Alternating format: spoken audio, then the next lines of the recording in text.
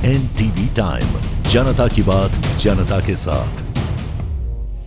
सुखलिया में कांग्रेस नेता की गिरफ्तारी पर गरमाई सियासत। पुलिस पर एक तरफा कार्रवाई का कांग्रेस ने लगाया आरोप।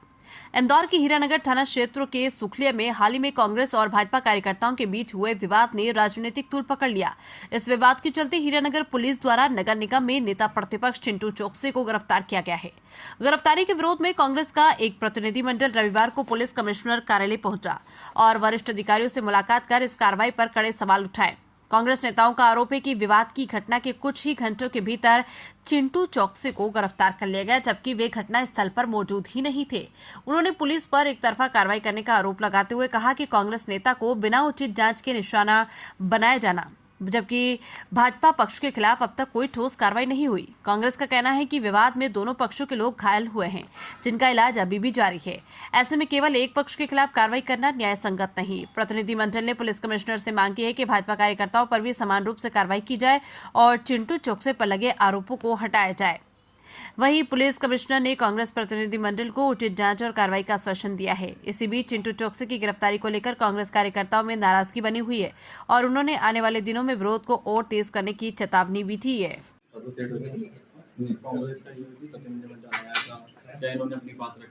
देखिए, सुजीत चड्ढा जी के नेतृत्व में कांग्रेस का एक डेलीगेशन आया था, जो कल रात की घटना है, जिसमें नगर निगम के नेता प्रतिपक्ष चिंटू चौकसी और कपिल पाठक के आपस में विवाद हुआ था और विवाद गंभीर हुआ। परिणाम स्वरूप सिर पे चोटें गंभीर आई हैं कपिल पाठक को।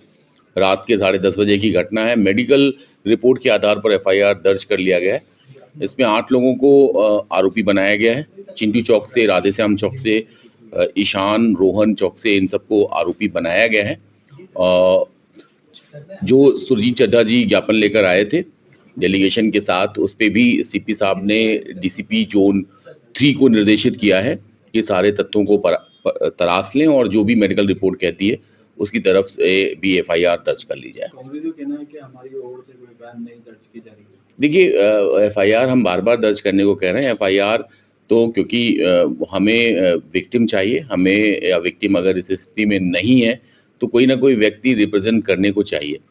जो FIR है वो हवाई नहीं होती, आकाशवाणी से नहीं होती हमें, लेकिन फिर भी हमारे जो पुलिस अधिकारी हैं वो लगातार संपर्क में है, संवाद कर रहे हैं और निश्चित तौर पे FIR दर्ज होगी। विवाद किस बात पे हुआ? विवाद पानी के टैंकर को हटाने के क्रम में हुआ था और इनका पुराना भी अदावत है। 3-4 FIR आपस में इनकी पहले भी हो चुकी है और उसी अदावत के क्रम में कल घटनाक्रम 10:30 बजे रात का है, जिसमें टैंकर को हटाने को लेकर विवाद हुआ और पहले चिंटू चौकसी के भतीजे के साथ मारपीट हुई और फिर चिंटू चौकसी की जो पार्टी है वो लोग लामबंद होकर कपिल पाठक पर हमला किया, जिससे उनके सिर पे गंभीर चोटें आई हैं। गंभीरता को देखते हुए और मेडिकल रिपोर्ट को मद्देनजर रखते हुए FIR दर्ज की गई है 307 की, पुरानी जो IPC की धारा है, और एक जो वर्तमान में 109 BNS है और जांच में ले लिया गया है। हमारे वरिष्ठ अधिकारी एडिशनल DCP लगातार वहां कैंप किए हुए हैं और जो हमारे ACPs हैं वो भी कैंप किए हुए हैं, ताकि किसी भी तरीके की कानून व्यवस्था की स्थिति उत्पन्न ना हो। हथियार निश्चित तौर पे बयान के बाद स्पष्ट हो जाएगा, लेकिन जो मेडिकल रिपोर्ट कहती है वो हार्ड एंड ब्लंट वेपन की बात करती है।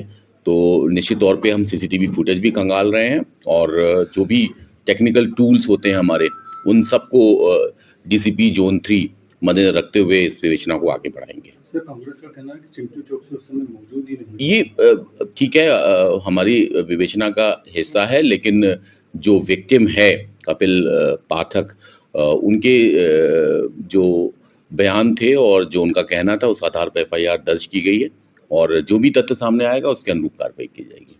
देर रात आपने कांग्रेस के ऊपर FIR करने में गर्व हुआ। BJP के लोग हत्या करके भी आ जाए तो 1-1, 2-2 महीने कोई गिरफ्तारी नहीं होती है, अभी वो चल ही रहा है। कालरा वाला, पार्षद वाला प्रकरण, उसमें कोई गिरफ्तारी नहीं होगी। ये कांग्रेस के आदमी तो हमने कमिश्नर पुलिस से हमने न्याय की गुहार की कि प्राकृतिक न्याय का सिद्धांत ये है कि जितनी चोट सामने वालों को लगी उतनी ही चोट चिंटू चौकसी के भतीजे को लगी। दोनों को हेड इंजरी है दोनों पे बराबर धाराएं लगना चाहिए और सीसीटीवी फुटेज देख लिए जाए। यदि चिंटू चौक से इस झगड़े में उपस्थित हो तो उसका नाम लिखे, वरना तत्काल हटाया जाना चाहिए। नहीं तो ये तो रमेश कैलाश ये दबाव डाल रहे हैं पुलिस पे और हॉस्पिटल पे। ये तुम साधारण चोट लिख दो, पुलिस पे तुरंत कार्रवाई, तुरंत गिरफ्तार कर लिया। कई बड़े बड़े केस में अभी तक पुलिस गिरफ्तार नहीं कर पाई है। तो ये पॉलिटिकल हत्या मानता हूँ, पुलिस के द्वारा भाजपा का हथियार बन के काम किया। देख रहा है जब गैर भाजपाई नेताओं पर जिस तरह से कार्रवाई हो रही है और जिस तरह से 307 लगा के उन्हें गिरफ्तार किया जा रहा है, बहुत ही दुर्भाग्यपूर्ण है।